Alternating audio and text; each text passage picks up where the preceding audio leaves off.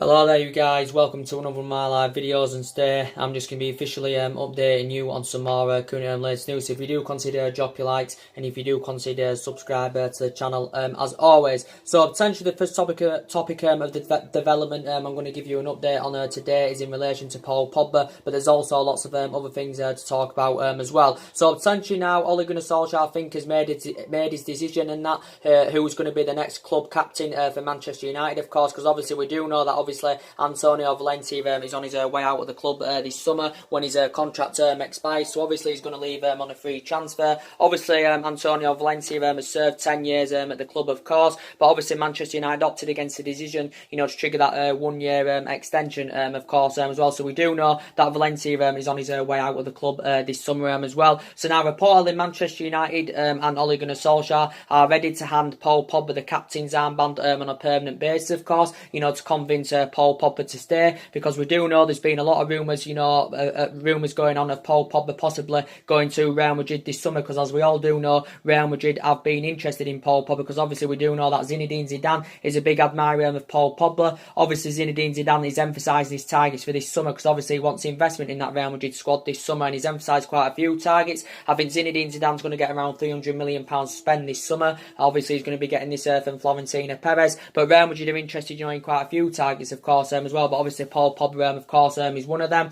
Obviously there has been talks as well, going on, about Toni Kroos as well, saying that reportedly Real Madrid are reportedly willing to offload Toni Kroos, to free up space for the likes of Pogba and Christian Eriksen, because obviously Christian Eriksen is another Real Madrid target as well. But Toni Kroos, as I did say, Toni Kroos could be available for maybe a reasonable figure this summer. Obviously he's regarded as one of the best midfielders in world football, of course, Toni Kroos, but he could be available for maybe £50 million or something like that this summer, because he's enjoyed the difficult 12 months with Real Madrid, of course. So there has been speculation that he could possibly leave this summer, and reportedly Real Madrid are willing to offload him. But he's 29, he's Toni Kroos, he's German, of course. Obviously now this is his 5th season at Real Madrid. Obviously he's a former Leverkusen player. Well, he was initially on loan at Leverkusen. Obviously he's a former Bayern Munich player as well. He's Toni Kroos. He can play as a central mid, I think that's his main position, but he can also operate as a defensive midfielder as well, can Toni Kroos. So reportedly Real Madrid are willing to offload him, so they can free up space for the likes of Pogba and Christian Eriksen,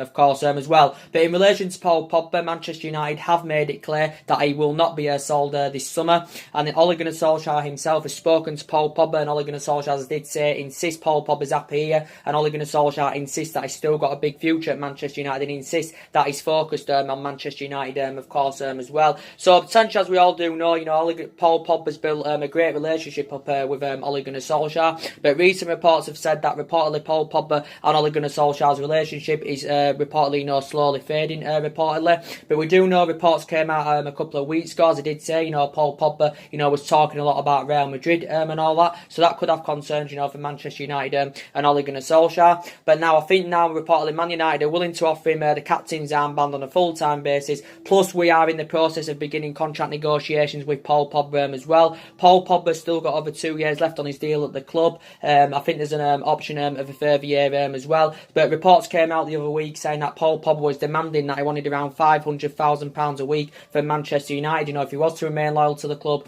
And of course, if he was to sign a new contract term as well, he wants around £500,000 a week. So I think potentially Man United are willing to give him this. On his current deal at the moment, Pogba's on £300,000 a week, so Pogba is demanding a £200,000 pay rise. Of course, if he's to sign a new contract with the club as well. But let's be honest, Pogba's an essential player for us. Obviously, he's been one of our most influential players.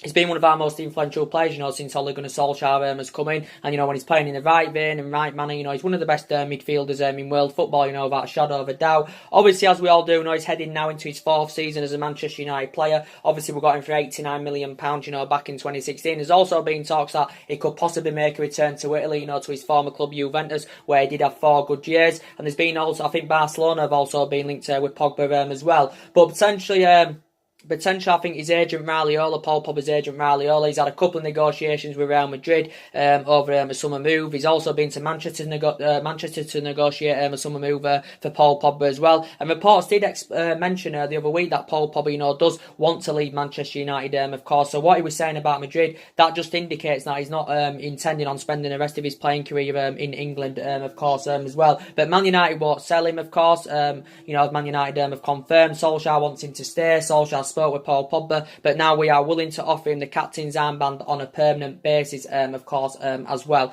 So looking likely Paul Pogba will still be a Manchester United player next season. Of course, he's only 26 years of age as well, and obviously he was the saviour yesterday, was Paul Pogba, scoring them 2 goals, from the penalty spot, of course. I think that's 16 goals now Paul Pogba has scored this season. But, I like Ole Gunnar Solskjaer. He's very, very honest indeed. He obviously gave his reflections on the game yesterday, did Solskjaer. And he come out, he gave an honest admission, to be quite honest with you. He did admit, West Ham were the better team in the game. He admitted Man United, were lucky, to get all 3 points, of course. And he did say, we did get away with it. So he was very, very honest, was Ole Gunnar Solskjaer, to be quite honest with you. But yeah, we know the performance, was way below par, to be quite honest with you. But obviously, we do know that the result was more essential than the performance, to obviously, keep our top 4 ambitions alive. Obviously, we do sit 2 points behind top 4 now, as it stands. And obviously, we do know Man United, obviously, have got a big, big game on Tuesday in the second leg against Barcelona at the Nou Camp.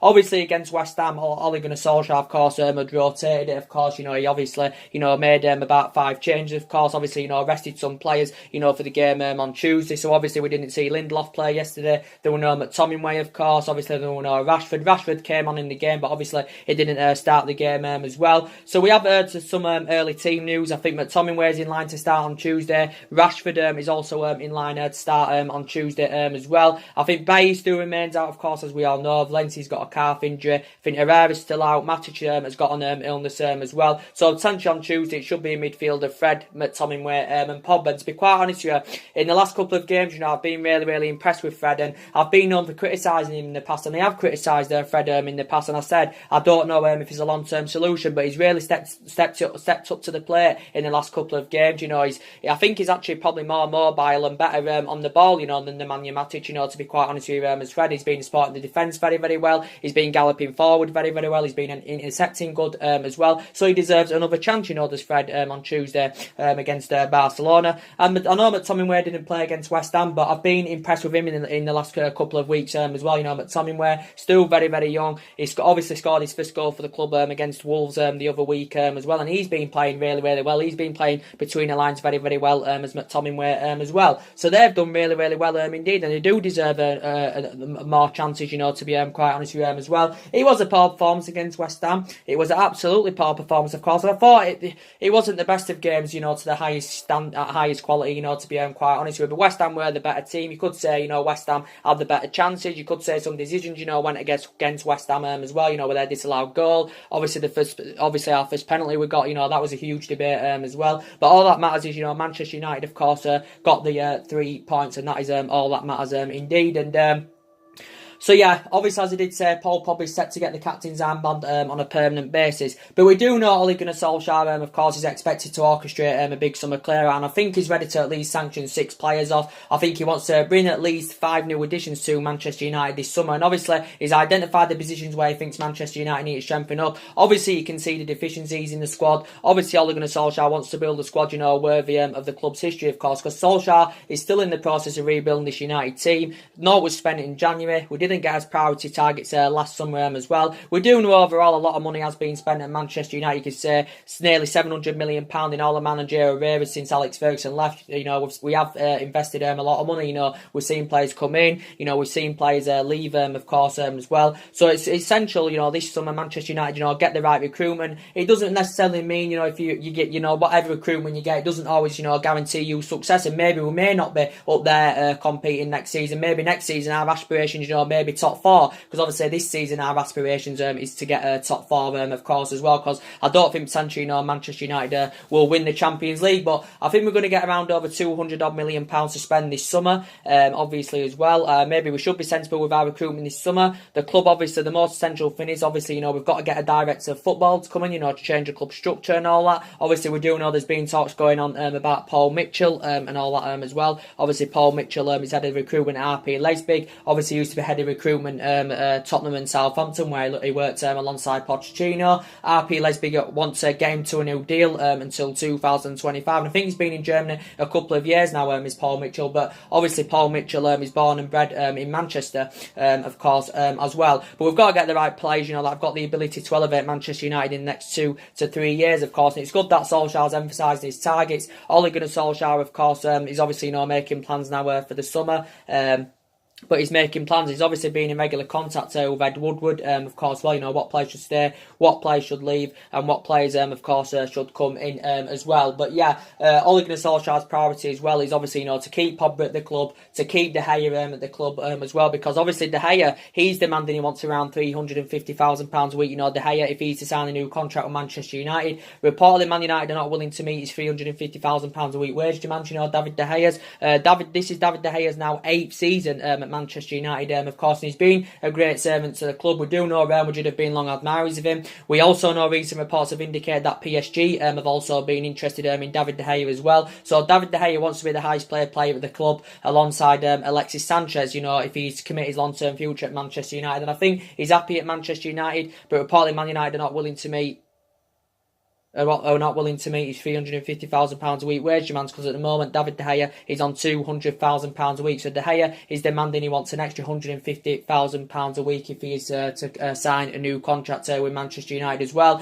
Obviously it's looking likely, Ander Herrera is on his way out of the club in the summer as well. Obviously he reportedly said Ander Herrera's agreed a deal to join PSG on a 3 at the end of the season, of course. I think it's a 3-year deal worth around £150,000 a week. Obviously reports were coming out, weren't they, mentioning that Ander Herrera was demanding £200,000 a week from Manchester United. Reportedly Man United were not willing to meet his £200,000 a week wage demands, and now this has been revealed. He's made a decision, and I think he's going to PSG on a 3 at the end of the season, of course. And I do really like Ander Herrera, but there is better options out there than Ander Herrera, so we're emphasising some targets who could replace Ander Herrera, because for me we do need a couple of additions in midfield as well. But Herrera, don't get me wrong, he's been a good servant to the club. This is his 5th season now as a Manchester United player. As we all know, Ander Herrera's, I think he's made about 187 appearances or something like that. And he has enjoyed a difficult patch, he has enjoyed difficult patches, in his tenure as a Manchester United player.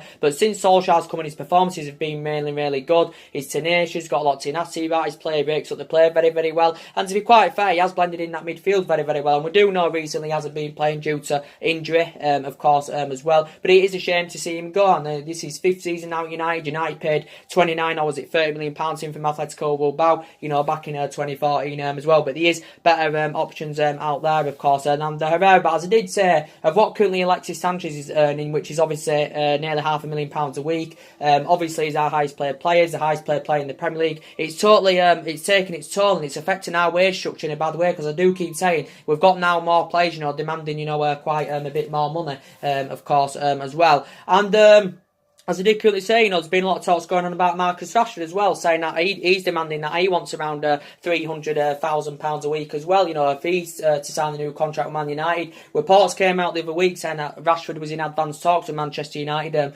over a new 5-year deal, reportedly, worth around £300,000 a week. Some people say Marcus Rashford's, not kind of yet. He hasn't been playing to his potential best, most recently, because he has sustained, quite a few injuries as Marcus Rashford. But some people say he's not on that kind of level yet. He's not on the same level as Mbappe, and it may take him at least a couple of years, to emulate to Mbappe's level. And Mbappe's actually younger than Rashford, but Rashford's still only very, very young. He's only 21 years of age. He's still got a lot of years ahead of him. Being a United player since the age of 7, progressing up the ranks, fantastically well, and he's been in the senior squad since 2016. And overall, I've analysed his performances, especially under Solskjaer, and they've been really, really good. But most recently, I think these current injuries he's had, it's taken its toll. So he hasn't been playing to his potential best, Marcus Rashford as well. So reportedly he wants 300 grand a week. He's only on 80 grand a week at the moment on his current deal. So if this was to process, his wages would increase by nearly 4 times, of course, as well. But he's still under contract here until the summer of 2020. There is also an option of a further year as well. So reportedly he's demanding, he wants around 300 grand a week, Marcus Rashford as well, as you do all know.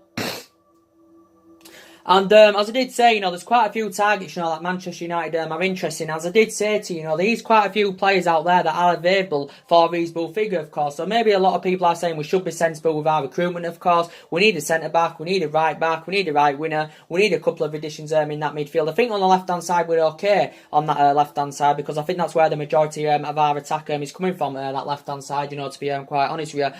But a few names have been spoken about, as we all know as well. They've got the likes of Bruno Fernandes, who Man United have been interested in. I think Bruno Fernandes is an attacking midfielder. Obviously, he plays for Sporting Lisbon. There's Bruno Fernandes, and he's 24. He's Portuguese, as we all know as well. I think he's got a contract with Sporting Lisbon till 2023, or something like that. But he has got a release clause of around £90 million in his deal with Sporting Lisbon. But reportedly, he's done very, very well with Sporting Lisbon. And I think Man United have made contact with Bruno Fernandes' representatives over the summer transfer. So there has been talks about Bruno Fernandes going on, and we do also know there's been a lot of talks about Joe Felix as well. I think he's an attacking mid, but I think he's mainly a winner, is Joe Felix, but he is versatile. He's only 19. He's Portuguese as well as Joe Felix, and he only broke into the Benfica first team last year, did Joe Felix, and I think quite a few teams expressed their interest in Joe Felix, back in the January window. I think he's got a buyout clause of around £100 million, of course, as well. So he's only 19, and of course he's Portuguese as well. But going back to Bruno Fernandes, do you think he'd be a great addition if he came to Manchester United? Bruno Fernandes, of course, did spend the majority of his career in Italy, before he went to Sporting Lisbon. He's an ex-Underneath player. He's obviously an ex-San Pandora player as well as Bruno Fernandes. So maybe not both, but do you think Bruno Fernandes or Joe Felix, would be the right solution, if one of them, were to come to Manchester United, of course, as well. So we have potentially, being linked with them as well. And, there's also been a lot of talks, going on about Declan Rice as well. He's been a potential Manchester United target, and I think Declan Rice is valued at around £40 million, 40 or £50 million is Declan Rice. He's 20 years of age. He's one of England's youngest upcoming talents, is Declan Rice. Obviously, he plays for West Ham, Declan Rice. I think his performances have been really, really good this season for West Ham. Obviously, he got a new deal back in December with them, so now he's under contract with West Ham until 2024, so he's had a good season with them this season. So I think he's valued at around £50 million. And he did say Man United are prepared to spend up to £50 million, for Declan Rice, of course, as well. So there has been talks about him going on. Initially, he was a Chelsea player when he was a lot younger. He joined Chelsea at the age of 7, graduated from their youth system. He was there a number of years, but he got axed off at Chelsea at 14, and then initially joined West Ham. And I think he's been in the West Ham senior squad, quite a few years now as Declan Rice. He's mainly a defensive midfielder, but he can actually operate as a centre-back as well. I think we need a defensive midfielder, that's fast and tenacious, of course, as well. So Declan Rice, for me, I think, he'd be the right solution, for Manchester United as well. And as you do all know, there's also been a lot of talks about Saul Niguez going on as well. Do you think he'd be a good replacement, for Ander Herrera? Saul Niguez, obviously, he plays for Atletico Madrid, there's Saul Niguez, of course. Obviously, he spent the majority of his career in Spain with Atletico Madrid. He graduated from their youth system, and he's 24 years of age, of course. He's Spanish, of course, and I think he's going to make over like 200 odd appearances for Atletico Madrid. I think Manchester United, Chelsea, Manchester United, Man City and Barcelona have showed an interest in Saul Niguez, because I think reportedly he's unhappy with Atletico Madrid, but he can play as a defensive mid, he can play as a central mid, he can play on the right as well, so he's versatile, is Saul Niguez as well. So there has been talks about him going on. We do know the other day in the press, obviously, that Idrissa Gueye also got mentioned in the media. Idrissa Gueye, of course, plays for Everton, of course. He's actually the same age as Ander Herrera, as Idrissa Gueye. Combining them, obviously, Ander Herrera's had the better career than Idrissa Gueye, but I do like Idrissa Gueye. I've watched some of his performances for Everton, and they've actually been impressive indeed. He's 29, he's Senegal, of course, he's well Premier League proven, so that could be crucial as well. He's Premier League proven. I think he's made about just under 130 appearances in the Premier League as Idrissa Gueye. Obviously, majority of his appearances have come at Everton, but I think before he spent one season with Aston Villa, did Idrissa Gueye as well. Obviously, he's got a contract with Everton until 2022. Obviously, got this renewed back in February of last year as well. But yeah, he's well Premier League proven. I think now he's heading into his 4th season as an Everton player. As Idrissa Gueye, he can tackle well, as I said, he can intercept, he can break up the play, he can gallop forward, and I've seen some of his performances for Everton. So do you think it'd be the right solution if he was to come to Manchester United? Idrissa Gueye, and reportedly is available for a reasonable figure this summer. He could be available for £30 million or just under, could Idrissa Gueye as well. And obviously he's a former Villa player, he's a former Lille player as well, so he also has been mentioned in the media as well. So we are linked, with quite a few midfielders, as we all know as well. But potentially, as we all do know, Man United are obviously, in search for a central defender as well. And we do need someone, that can go alongside Victor Lindelof, of course, in our back line as well. And obviously, we do know Manchester United have obviously, been linked to, with the likes of, Koulibaly. Obviously, Man United have been long admirers of Koulibaly. And obviously, recent reports have mentioned about Koulibaly, saying that reportedly Napoli will only entertain bids, I think, of £75 million or more. So potentially, Man United would have to, pay a world record fee if you had any chances of getting Koulibaly this summer. Obviously at the moment Liverpool's Virgil van Dijk is obviously the most expensive defender in world football at the moment. Obviously Liverpool got him in January of last year, of course, and he's addressed their deficiencies fantastically well as Virgil van Dijk, but we need someone that can address our defensive deficiencies, and we know Koulibaly will be able to do it, but obviously he's going to cost us, I think we'd probably have to pay up to about £90 million to get Koulibaly, of course. Obviously Man United tried getting him in January. Man United had 3 bids turned down in January. Man United tried getting him last summer, of course, as well, but obviously, we couldn't come to an agreement to get him. He recently signed a new deal with Napoli, so he's under contract now with Napoli until 2023. His performances have been fantastic for Napoli. His defensive capabilities are good. He shows that ability, to play out from the back, does Koulibaly, and he's a great central defender. Indeed, he's 27, going on 28, of course, as well. Reports came out the other day that allegedly he was subjected to racial abuse by a fan, reportedly, but I think he suffered racial abuse, back in December as well, did Koulibaly as well. So there has been a lot of talk, going on about him, but he is going on to the age of 28. But he's been in Italy now a number of years, of course. But he looked very good in our back line. He'd be a great leader, alongside Victor Lindelof in our back line, of course, as well. And but Koulibaly is probably going to cost us around 90 million. But there again, look at a cheaper alternative, a much cheaper alternative. Toby Alderweireld, he's available for about £25 million this summer. And recent reports have just come out about Alderweireld, saying that Arsenal and Chelsea have showed an interest in Alderweireld. But reports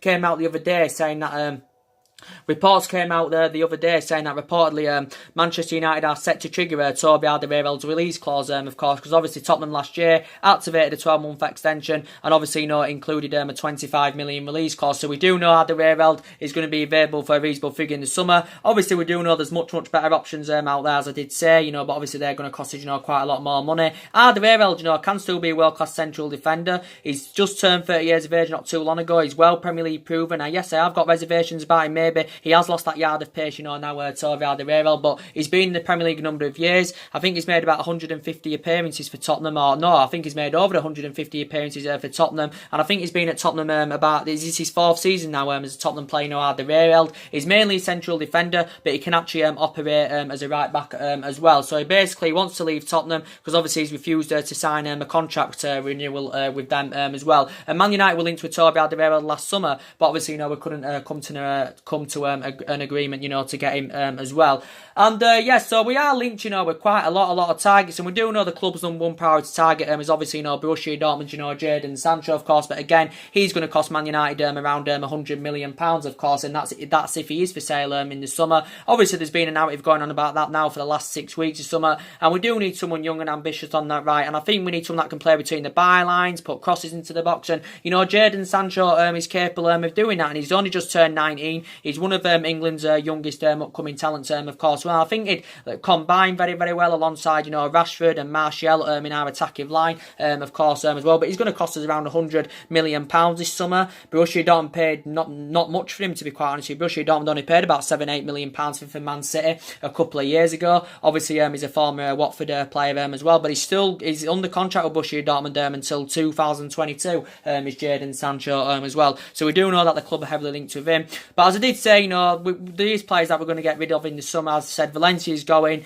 I want Ashley Young to go. You know, whether Young will go or not, I do not know, because Young's performances have been absolutely atrocious. You know, most recently especially. And I've read some of his stats. You know, against Barcelona in the first leg, he had 11 attempted crosses. Not one of them found a United player. He must have lost a possession about 30 times. So I think he's very, very poor now. And back in the day, he was really, really good winner. He was a good winner, was Ashley Young, back in the day, and he's been a good servant to the club. Don't get me wrong. This is his 8th season at the club. I think he's made over 300 appearances for the club in all competitions as Ashley Young. But I do want him out now of Manchester United, of course. As well. So whether he'll leave in the summer or not, I do not know. Or whether he may leave, you know, when he's probably his 1 year extension expires, of course. Rojo, I want him out of Manchester United as well, because his career has been affected, you know, with the amount of injuries he's had as a Manchester United player, of course. And he was playing yesterday. Obviously, he was at left back because obviously Luke Shaw was suspended, and Rojo wasn't really that good, you know, to be quite honest with him as well. And that's the issue I've got for this game on Tuesday against Barcelona. Anything's possible in the Champions League, of course, because, you know, I'm concerned, you know, without Luke Shaw in our team, and that's the position what's concerning me, that left back position, because Luke Shaw's suspended actually for the next 2 games, for the Barcelona game on Tuesday and for the Everton game, of course, as well. So that does give me concerns. I think Diego Dalot should be playing at right back on Tuesday. Whether it'll happen or not, I do not know. Whether he'll, you know, start Young, I do not know. Maybe I think Diego Dalot should be at right back on Tuesday, and at left back probably maybe Darmian or something like that as well. And but yeah, I think Rojo's definitely on his way out of the club. And if a new centre back comes in, it's likely Eric Bay's on his way out as well, because Eric Bay, you know, has been in and out of the team this season. Of course, as well. Sanchez probably on his way out of the club this summer as well. I think he's injury free now. I don't think he's no longer got a knee injury, Sanchez, because he's been out for a while, you know, with a knee injury as Sanchez. But he's on a lot of money. He's considering his substantial wages. It's going to be hard to find a buy for him this summer, so we may have to loan him out, or he's willing to take some kind of wage. But so there may be a team or two out there that could actually afford to pay Sanchez's wages off, of course, as well. Unless he proves himself when he does get another opportunity, then it may be a different scenario. But he's been very, very inconsistent as a Manchester United player. As Sanchez, well, and he's just turned 30 years of age as Sanchez. Well, no, he's 30 years of age, should I say. I don't know if he's just turned 30, but I know that he's 30, of course, so he's not playing to the highest level anymore anywhere. I think Mata could be on his way out in the summer. I want Mata to stay at Manchester United, to be quite honest with you, because I think he's been a good servant to the club. I know he's 30 years of age now, and I think Man United are in the process. I think, well, we are in negotiations getting him a new contract. I don't think it'll be a long-term one, considering that Juan Mata now is age 30, of course, but I hope at least we can give him a new 1 year extension, because I really, really highly rate him, of course. You know, he's been a good servant to the club. He's well Premier League proven. He's been in the Premier League a lot of years now. You know, this is his 5th season at United. He had 2.5, 3 years with Chelsea as well, did Juan Mata. And, you know, there were talks the other week saying that Barcelona, you know, were in talks to get him on a free transfer, of course, at the end of the season as well, you know, Juan Mata. People are saying, you know, Man United should move Lukaku on in the summer as well. Maybe Lukaku should be moved on in the summer. Don't get me wrong, his goal scoring form is really, really good. You know, Romelu Lukaku, you know, you can't argue about that, because it is really, really good. But his finishing lets him down. He doesn't really get enough them runs in behind. And for me, he's not really that reliable, you know, Lukaku, even though he scored a lot of goals in the Premier League. But he just seems to bottle it against the big teams. You know, his first touch really concerns me as well. And no, Man United paid £75 million for Lukaku, you know. Don't forget a couple of years back, you know, from Everton, of course, as well. So maybe Manchester United, of course, should move him on as well. So it's good that Ole Gunnar Solskjaer did say, you know, he's emphasising his targets. I think the preview for Barcelona United will be coming up today, or it will be tomorrow, if it isn't today, of course, as well. So I think Ole Gunnar Solskjaer did say, has given us some early team news on the game. But Tommy Weah's in line to start. Rashford's in line to start, of course, as well. But it's going to be a different story at the new camp, in my opinion. You know, Barcelona, a well-established club. They've got lots of money. You know, they're one of the best teams in the world. They've got arguably one of the best football players in the world, you know, through Lionel Messi. And, you know, going back to the game at Old Trafford, you know, Man United really got to grips with Barcelona. I think we made it really difficult for them, because I think we pressed out the pitch really well. You know, we had them pegged back in their own half for a lot of the game. You know, Barcelona a lot of the time, you know, were struggling to get out of their half. We got the ball in dangerous areas. I think the only thing that let Manchester United down in the first leg against Barcelona, we was lacking in that final third. We wasn't creative enough in the final third. I just don't think we created enough chances, and that's the only thing that let us down, of course, as well. But the likes of Fred and McTominay were really, they were great against Barcelona in that midfield, you know, to be quite honest honest with you. Fred played really, really well. McTominay, you know, played really, really well. Smalling had a decent game. I won't say pocketed Messi, but he had a decent game, Smalling. Luke Shaw in that game had a decent game. And Luke Shaw's going to be a big, big misser for Tuesday night against Barcelona at the Nou Camp, of course, because Luke Shaw is a really, really good player. I like Luke Shaw. You know, he's obviously our first choice left back, and I like Luke Shaw. His attacking intent's good. You know, he does make them overlapping runs from the left-hand side as well. So I do like Luke Shaw, of course. So he's going to be a big, big miss for Manchester United, of course. I would start Diego Dalot at right back. I would start Diego Dalot at right back on Tuesday, of course. And that's a position where he should be playing more often there, because he's actually a right back, is Diego Dalot. We know most recently he's been playing like as a right winger or right wing back as Diego Dalot, but for me he's mainly right back. And Ashley Young cannot play on Tuesday. Ashley Young for me needs to be dropped, and we'll see what Ole Gunnar Solskjaer does, but we've got a bit of team news. But McTominay and Rashford are in line to start, of course, as well. So that's good, you know, management from Ole Gunnar Solskjaer. You know, resting quite a few players against West Ham. You know, obviously thinking that, you know, obviously analysed McTominay's performances in the recent weeks. Thought, I'll rest, you know, McTominay for West Ham, and, you know, play him against Barcelona, of course, which is the right thing to do. Of course, as well. So anyway, guys, drop your comments, likes below on the channel. If you do consider subscribing, as always, take care, God bless, and I'll see you all again very, very soon.